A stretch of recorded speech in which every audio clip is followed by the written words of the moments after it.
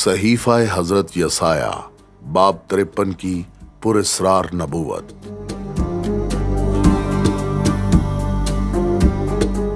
یسایہ بن نموز کی رویا جو اس نے یہودا اور یروشلم کی بابت یہودا کے بادشاہوں عزیہ اور یوتام اور آخز اور حزقیہ کے ایام میں دیکھی۔ صحیفہ حضرت یسایہ باب 1 آیت 1۔ یروشلم کے لوگوں کو مشکل وقت کے دوران دی گئی ایک رویا جو حملے کے خطرے سے دوچار ہے۔ 701 عیسوی میں اسور کا بادشاہ سنہریب سرجون کا بیٹا اپنی فوج کے ساتھ آیا اور ریاست یہودا پر حملہ کیا۔ ہم اسوری ذرائع سے جانتے ہیں کہ انہوں نے یہودا کے 46 شہروں کو پوری طرح تباہ کر دیا۔ رویا کے مطابق خدا تعالیٰ ایک قوم کی توجہ حاصل کرنے کی کوشش کر رہا تھا جس نے تورات میں جو کچھ کہا تھا اس پر اور اس کی طرف پیٹھ پھیر دی تھی۔ سن اے آسمان اور کان لگا اے زمین کہ خداوند یوں فرماتا ہے کہ میں نے لڑکوں کو پالا اور پوسا پر انہوں نے مجھ سے سرکشی کی۔ رویا نے حضرت یسایہ کے وقت کے لیے انتباہات اور امید دونوں کا اظہار کیا، جس میں وہ پیشین گوئیاں بھی شامل تھیں جو عمر کے اختتام تک پہنچی تھیں، لیکن اس رویا کا ایک حصہ تھا جو مختلف لگ رہا تھا، بالکل غیر متوقع، ایک پراسرار نبوت جو صحیفہ حضرت یسایہ 53ویں باب میں بیان کی گئی تھی۔ تصوری تفصیل میں انہوں نے ایک خادم کی بات کی، ایک خادم مہیا کرنے والا جس کی شناخت ایک قسم کی نبوت میں پوشیدہ تھی۔ بادشاہ اس کے سامنے خاموش ہوں گے کیونکہ جو کچھ ان سے کہا نہ گیا تھا وہ دیکھیں گے اور جو کچھ انہوں نے سنا نہ تھا وہ سمجھیں گے۔ صدیوں سے بہت سے لوگوں نے صحیفہ حضرت یسایہ باب 53 کے راز کو حل کرنے کی کوشش کی ہے اور اس شخص کو پہچاننے کی کوشش کی ہے جسے خداوند میرا خادم کہتا ہے۔ قدیم تارگم میں جو کہ کتاب مقدس کا تعلیمی پیراگراف ہے، اس طرح یہ فرماتا ہے، دیکھو میرا خادم اقبال مند ہوگا، اور اس میں یہ الفاظ شامل کیے گئے ہیں کہ وہ بلند ہوگا۔ جی بالکل، تو یہ واقعی میں باب 52 آیت 13 سے لے کر باب 53 آیت 12 کا تصور ہے۔ تو یہ اس طرح ہے کہ یہ مسیحا ہے۔ بہت سے حوالہ جات کہہ سکتے ہیں کہ جی یہ ایک مسیحی حوالہ تھا۔ دیکھو میرا خادم اقبال مند ہوگا، وہ اعلیٰ و برتر اور نہایت بلند ہوگا، جس طرح بہتیرے تجھ کو دیکھ کر دنگ ہو گئے، پر وہ اس کے آگے کومپل کی طرح اور خشک زمین سے جڑ کی مانند پھوٹ نکلا ہے، وہ آدمیوں میں حقیر و مردود۔ صحیفہ حضرت یسایہ 52 اور 53 باب۔ قدیم زمانے سے یہودی مترجمین نے صحیفہ حضرت یسایہ باب 52 آیت 13 سے باب 53 آیت 12 کو مسیحا کا حوالہ سمجھا۔ مثال کے طور پر تلمود سنہدری 98 مسیحا کی بات کرتی ہے اور پوچھتی ہے کہ مسیحا کا نام کیا ہے بتاؤ، اور یہ کہتی ہے کہ وہ بیمار ہے کیونکہ وہ ہماری بیماریاں اٹھائے گا۔ صحیفہ حضرت یسایہ باب 53 سے حوالہ۔ تو بھی اس نے ہماری مشقتیں اٹھا لیں اور ہمارے غموں کو برداشت کیا، پر ہم نے اسے خدا کا مارا، کوٹا اور ستایا ہوا سمجھا، حالانکہ وہ ہماری خطاؤں کے سبب سے گھائل کیا گیا اور ہماری بد کرداری کے باعث کچلا گیا، تاکہ اس کے مار کھانے سے ہم شفا پائیں۔ یہودیوں کا یہ نظریہ جو ہمیشہ مجھے سب سے زیادہ سمجھ میں آتا ہے، اس کی مخالفت کے طور پر اجتماعی کے ایک فنکشن کے طور پر صالح باقی ماندہ افراد کے لیے بحث کرتا رہا ہے جو لوگ صحیح طور پر صالح نہیں ہیں، کیونکہ ہم جانتے ہیں کہ اسرائیل کی پوری تاریخ خاص طور پر درست نہیں ہے، تو قوم کے اندر کچھ لوگ صالح ہیں جو کہ اہل ہیں اس کردار کو نبھانے کے لیے، خدا کے لیے۔ تو میرے خیال میں یہ قابل فخر طریقہ ہے پیش کرنے کا اس آرگومنٹ کو۔ ہم سب بھیڑوں کی مانند بھٹک گئے، ہم میں سے ہر ایک اپنی راہ کو پھرا، پر خداوند نے ہم سب کی بد کرداری اس پر لا دی۔ یہ کچھ ایسا دیکھتے ہیں 41ویں باب کے شروع میں اسرائیل کا تذکرہ خدا تعالیٰ کے خادم کے طور پر ایک قوم کے طور پر کیا جاتا ہے، لیکن پھر بھی کبھی کبھی اس کے درمیان ایک شخص کی شناخت ہوتی ہے۔ وہ ستایا گیا تو بھی اس نے برداشت کی اور منہ نہ کھولا، جس طرح برہ جسے ذبح کرنے کو لے جاتے ہیں، وہ ظلم کر کے اور فتویٰ لگا کر اس سے لے گئے کہ وہ زندوں کی زمین سے کاٹ ڈالا گیا۔ میرے لوگوں کی خطاؤں کے سبب سے اس پر مار پڑی۔ اس کا مطلب ہے کہ خادم وفات پا جاتا ہے میرے لوگوں کے گناہوں کے لیے۔ اب چاہے اسرائیل بول رہا ہو، خدا بول رہے ہوں یا حضرت یسایہ بول رہے ہوں، اس سوال کا بس ایک ہی جواب ہے کہ میرے لوگ کون ہیں؟ یہ اسرائیل ہے۔ تو بھلا اسرائیل کیسے مر سکتا ہے اسرائیل کے لیے؟ نعم البدل کے طور پر اس کی قبر بھی شریروں کے درمیان ٹھہرائی گئی اور وہ اپنی موت میں دولت مندوں کے ساتھ موا۔ حالانکہ اس نے کسی طرح کا ظلم نہ کیا، لیکن خداوند کو پسند آیا کہ اسے کچلے۔ جب اس کی جان گناہ کی قربانی کے لیے گزارنی جائے گی تو وہ اپنی نسل کو دیکھے گا، اس کی عمر دراز ہوگی، اپنی جان ہی کا دکھ اٹھا کر وہ اسے دیکھے گا اور سیر ہوگا۔ اپنے ہی عرفان سے میرا صادق خادم بہتوں کو راست باز ٹھہرائے گا۔ صحیفہ حضرت یسایہ باب 53۔ تو بے نام خادم کامیابی اور فتح حاصل کرتا ہے، طاقت سے نہیں بلکہ ہتھیار ڈالنے اور مصائب برداشت کرنے سے، اپنے لوگوں، یہودی لوگوں اور دنیا کے لیے شفا لاتا ہے۔ لیکن یہ مصیبت زدہ خادم کون ہے؟ جب آپ صحیفہ حضرت یسایہ باب 53 پر آتے ہیں تو آپ کو اپنے آپ سے پوچھنا ہوگا کہ حقیقت میں کس نے پورا کیا؟ اصل میں کون وفات پایا؟ اور اس کے اپنے لوگوں نے سوچا کہ وہ اپنے گناہوں کے لیے مصلوب ہوا، اور پھر بھی وہ پوری دنیا کے گناہوں کے لیے مصلوب ہو گیا۔ وہ کون تھا جس نے اپنا دفاع نہیں کیا، جو ذبح ہونے کو برا بن کر چلا گیا؟ وہ کون تھا جو نہ صرف زندوں کی زمین سے گیا اور مر گیا، لیکن پھر بھی چلتا رہا، زندگی کی روشنی دیکھی؟ وہ کون تھا جس نے بہت سے لوگوں کا گناہ اٹھایا؟ وہ کون تھا جس کی وجہ سے زمین کے بادشاہوں نے اپنا منہ بند کر لیا اور کہا ہم کبھی نہیں جانتے تھے، ہم نے کبھی نہیں سمجھا؟ صدیوں سے اسرائیل کے امام ان رازوں پر غور کرتے رہے جن کی حضرت یسایہ نے پیشین گوئی کی تھی۔ کچھ لوگوں نے تجویز کیا کہ حضرت یسایہ دو مسیحیوں، دو نجات دہندگان، بادشاہ حضرت داؤد کی فوجی میراث میں سے ایک کی پیشین گوئی کر رہے تھے، ایک اور جو امام حضرت یوسف کی طرح اپنے لوگوں کو بچائیں گے، حضرت داؤد کا مسیحا بیٹا اور حضرت یوسف کا مسیحا بیٹا۔ پھر جس طرح اسرائیل کی جدید قوم دوبارہ پیدا ہو رہی تھی، حضرت یسایہ کی پیشین گوئیاں دوبارہ سامنے آئیں۔ مسیحی دور سے 100 سال یا اس سے زائد سال قبل کے انبیاء کرام کی کاپیاں بحیرہ مردار کے قریب زمین پر سب سے نچلے مقام پر دریافت ہوئی تھیں۔ تو بحیرہ مردار کے تومار قدیم یہودی نسخے ہیں جو 47 اور 56 کے درمیان دریافت ہوئے تھے 11 غاروں میں القمران کے علاقے میں۔ قمران واقع ہے بحیرہ مردار کے شمال مغربی کنارے پر، جو یروشلم سے 25 سے 30 کلومیٹر کی دوری پر ہے۔ یہ اب تک کی سب سے بڑی اور اہم دریافتوں میں سے ایک ہے جو کہ نوادرات کی جو کہ تاریخ میں ہوئی۔ یہاں ہوا خشک ہے جو بحیرہ مردار کے تمار کے نسخوں کو محفوظ کرنے اور چھپانے کے لیے بہترین ہے۔ بہت سے اسکالرز اس بات کی نشاندہی کرتے ہیں کہ ایک یہودی فرقے کے ساتھ قمران کمیونٹی کی باقیات کیا ہیں، جنہیں اسینی کہا جاتا ہے۔ یروشلم کی بشارت اور خانہ خدا کی عبادت کو بگڑتے ہوئے دیکھ کر اسینی مین اسٹریم یہودیت سے الگ ہو گئے اور جنگل میں خدا تعالیٰ کی تلاش کے لیے یہاں پیچھے ہٹ گئے۔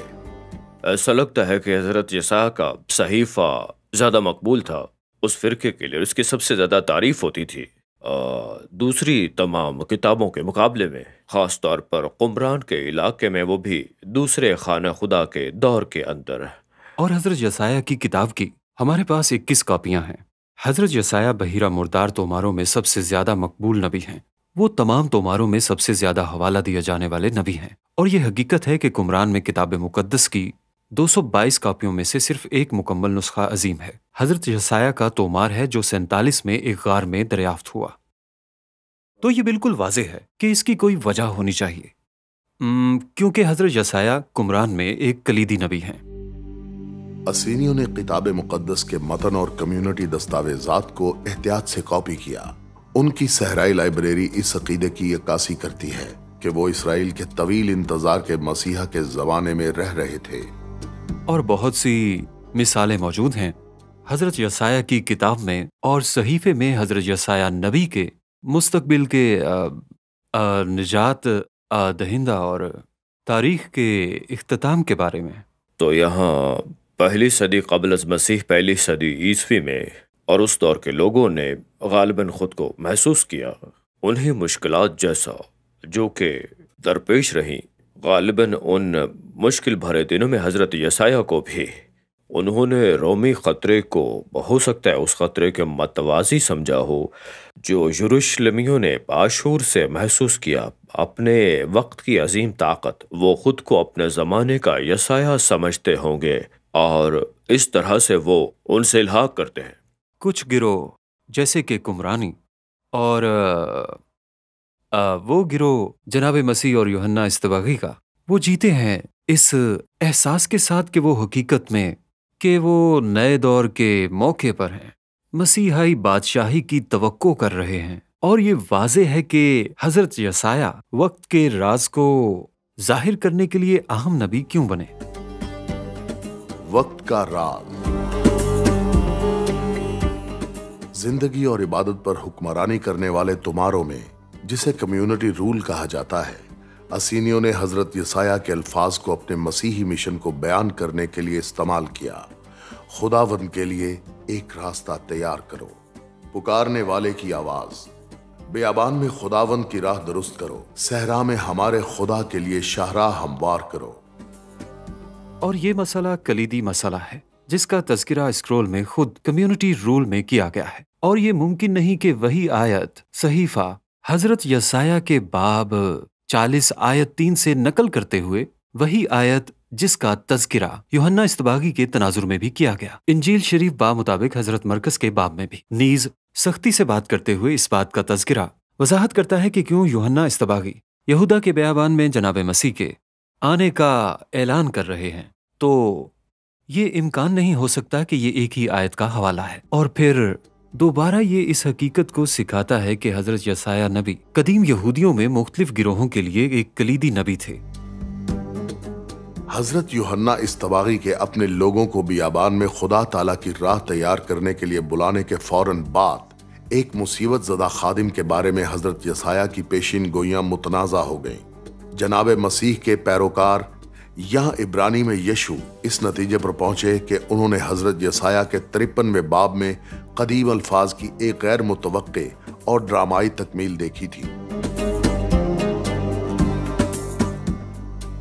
اسرائیل کے عجائب گھر میں کتب خانے پر بحیرہ مردار کے اسکرولز کی نمائش ہے۔ یہاں حضرت یسایہ کے عظیم تمار کی ایک نقل ہے جو کسی بھی نبی سے پہلے کی دریافت شدہ کاپیوں سے 1000 سال پرانی ہے۔ یہاں ایک قومی خزانہ خاموشی سے ایک قوم کی امید اور دنیا کے لیے ایک وعدے کی نمائندگی کرتا ہے۔ اس 24 فٹ تومار کے اندر ایک بحال شدہ لوگوں اور عالمی امن کی قدیم پیشین گویاں ہیں۔ یہ وہ دن ہے جب، جیسے حضرت یسایہ فرماتے ہیں، شیر برے کے ساتھ لیٹ جائے گا اور تلواروں کو پیٹا جائے گا۔ اس تومار کا 53واں باب مصیبت زدہ خادم نجات دہندہ کی کہانی بیان کرتا ہے، جس کا دعویٰ بالآخر جناب مسیح کے پیروکاروں کے ذریعے کیا جائے گا۔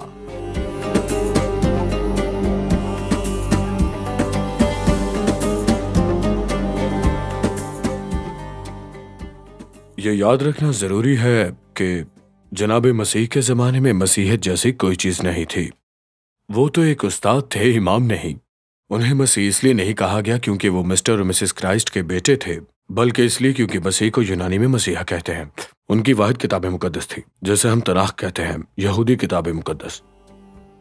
اناجیل کے مطابق جناب مسیح اور ان کے شاگردوں نے خود کو ایک نئے مذہب کے آغاز کے طور پر نہیں دیکھا، بلکہ یہودیت میں ایک نئے دور کا حصہ، ایک نیا دور جو کہ دوبارہ شروع ہوگا۔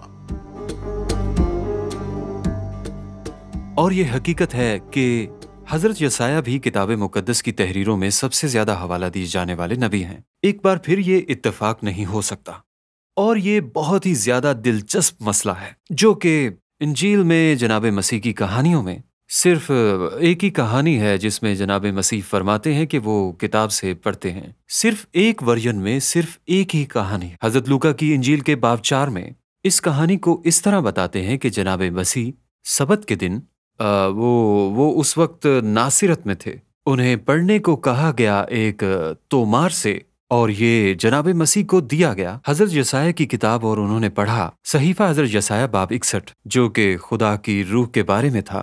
یہ پڑھا تھا انہوں نے، خداوند کا روح مجھ پر ہے، اس لیے کہ اس نے مجھے غریبوں کو خوشخبری دینے کے لیے مسح کیا. اس نے مجھے بھیجا ہے کہ قیدیوں کو رہائی اور اندھوں کو بینائی پانے کی خبر سناؤں، کچلے ہوئوں کو آزاد کروں اور خداوند کے سال مقبول کی منادی کروں. وہ ان سے کہنے لگا کہ آج یہ نوشتہ تمہارے سامنے پورا ہوا. اسکالرز کے درمیان یہ ایک بہت بڑی بحث ہے کہ اگر اس کہانی کو جناب مسیح کے بارے میں ایک سچی اور اصل کہانی کے طور پر شمار کیا جا سکتا ہے یا یہ ایک غیر مستند کہانی ہے. لیکن کسی صورت یہ بالکل واضح نہیں کہ ایک طرح سے یا کسی اور طرح سے یہ کہانی اس نشانی کی عکاسی کرتی ہے جو حضرت یسایہ کے پاس جناب مسیح کے پیروکاروں کے لیے تھا. حضرت یوحنا اصطباغی اور پہلے مسیح. اعمال کی کتاب کے باب 8 میں ایتھوپیا کا ایک شاہی اہلکار ہے جو کہ واپس جا رہا ہے. وہ ایک خزانچی ہے. وہ واقعی یہودیت میں تبدیل ہو چکا ہے اور اسے رت میں حضرت یسایہ کا تومار ملا اور وہ اسے پڑھتا ہے اور یہ جاننے کی کوشش کرتا ہے کہ یہ خادم کون ہے. اور یہ اس وقت ہے کہ وہ فلپس سے ملتا ہے جو کہ جناب مسیح کا پیروکار تھا، پہلی صدی کا. ظاہر ہے جسے شاگردوں کے ذریعے تعلیم ملی، اس نے صحیفہ حضرت یسایہ باب 53 سے جانا جناب مسیح کے مسیحا ہونے کے تعلق کے بارے. اور جب وہ اس شاہی افسر سے ملتا ہے تو وہ اس سے پوچھتا ہے کہ کیا وہ جانتا ہے کہ وہ کیا پڑھ رہا ہے. وہ شاہی افسر کہتا ہے کہ مجھے اس بارے میں نہیں معلوم. وہ کس کی بات کر رہا ہے؟ کیا وہ اپنی بات کر رہا ہے؟ مجھے سمجھ نہیں آ رہی آخر وہ کس کی بات کر رہا ہے. اور اس موقع پر فلپس اسے دیکھتا ہے کہ جناب مسیح اس حوالے کی کس طرح سے تکمیل کر رہے ہیں کہ یہ وہ حوالہ ہے جس کے بارے میں حضرت یسایہ بات کر رہے تھے کہ وہ مسیحا مصائب زدہ خادم کے بارے میں بات کر رہے تھے. اور اس موقع پر وہ شاہی عہدیدار فوراً ایمان لے آتا ہے اور جناب مسیح کا پیروکار بن جاتا ہے. جناب مسیح کے قریب رہنے والوں کو واقعی کس چیز نے متاثر کیا؟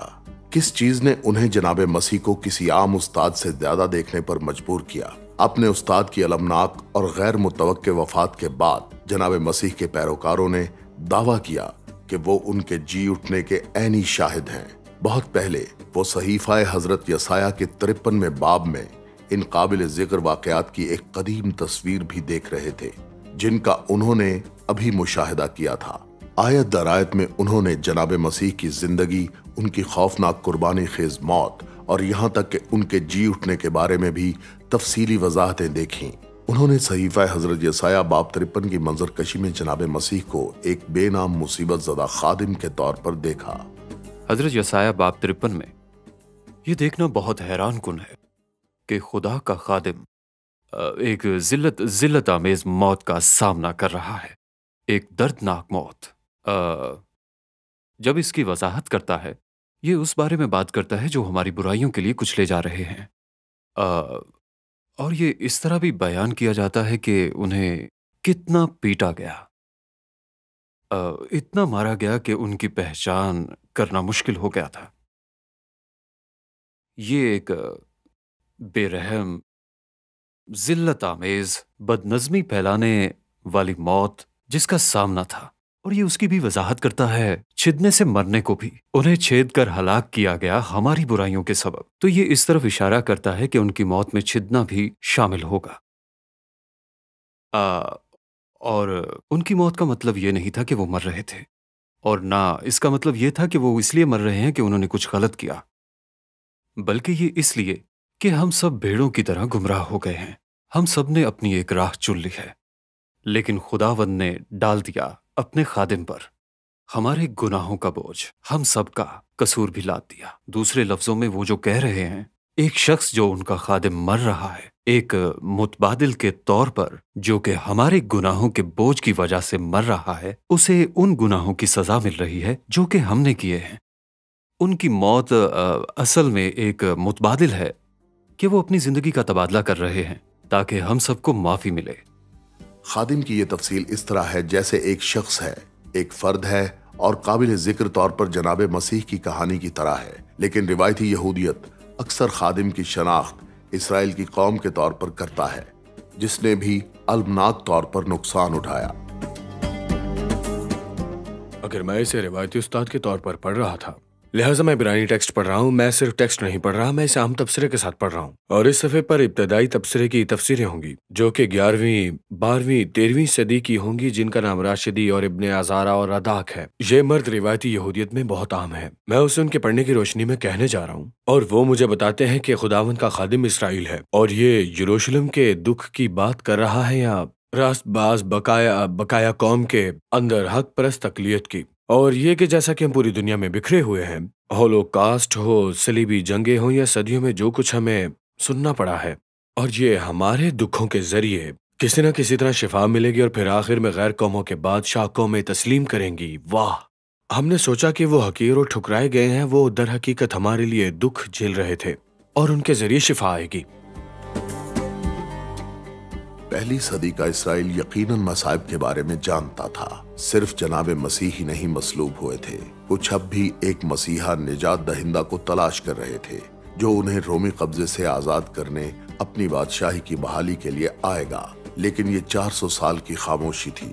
400 साल बाद जब खुदा ताला की तरफ से कोई लफ्ज़ कलाम आया या कोई नबी जो उन्हें रास्ता दिखाए, जनाब मसीह और हजरत यूहन्ना इस्तबागी दोनों मंजर में दाखिल होते हैं। लेकिन रोमी जबर के बारे में एक लफ्ज कहे बगैर जनाब मसीह ने फरमाया, जो चीजें कैसर की हैं वो कैसर को दो और जो चीजें खुदा की हैं वो खुदा को दो।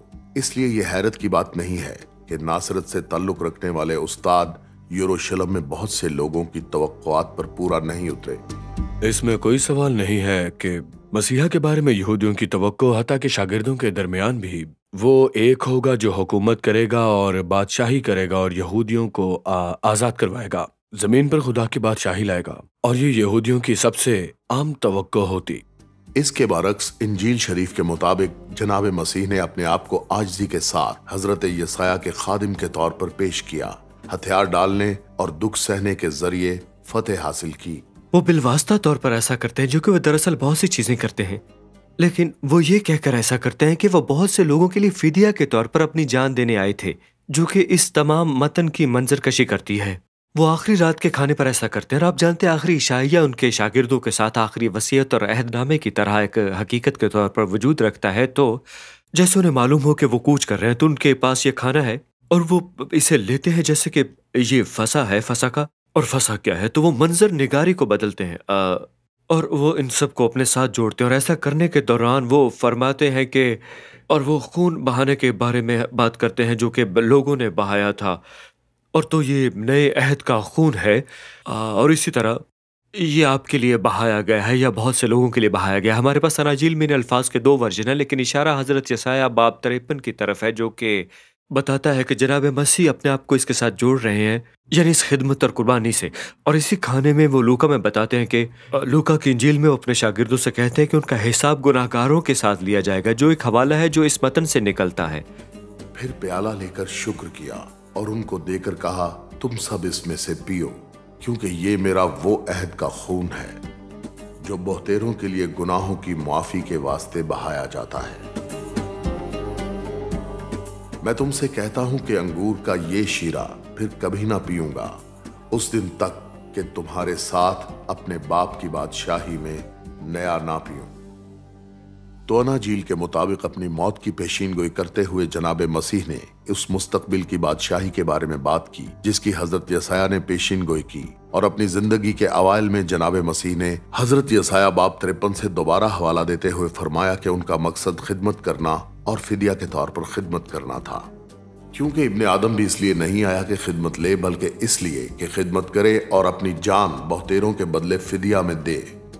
ताहम जनाब मसीह ने खुद को सहीफा हजरत यसाया में सिर्फ एक बाब में पेशीनगोई से नहीं जोड़ा, बल्कि पूरी इब्रानी किताब मुकद्दस से जोड़ा।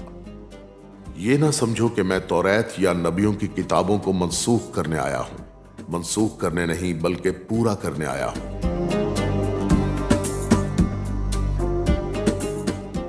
सदियों पहले पैगंबर ने एक बहादुर शख्सियत के मसाइब के बारे में लिखा था कि मेरा खादिम। क्या ये राज अब भी बाकी है? क्या वो खादिम एक कौम थी जो मुसीबत में मुब्तला थी? क्या खादिम हजरत दाऊद का बेटा था जिसने कहा था कि वो खिदमत करने और तकलीफ उठाने आया था?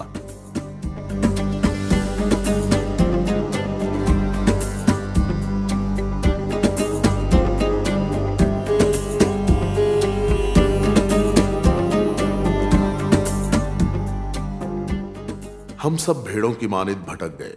हम में से हर एक अपनी राह को फिरा, पर खुदावंद ने हम सब की बदकिरदारी उस पर लादी।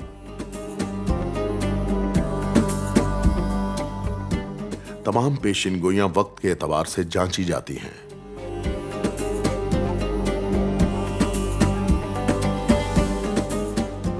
सुन ए आसमान और कान लगा, ए जमीन के खुदावंद यूं फरमाता है कि मैंने लड़कों को पाला और पोसा, पर उन्होंने मुझसे सरकशी की।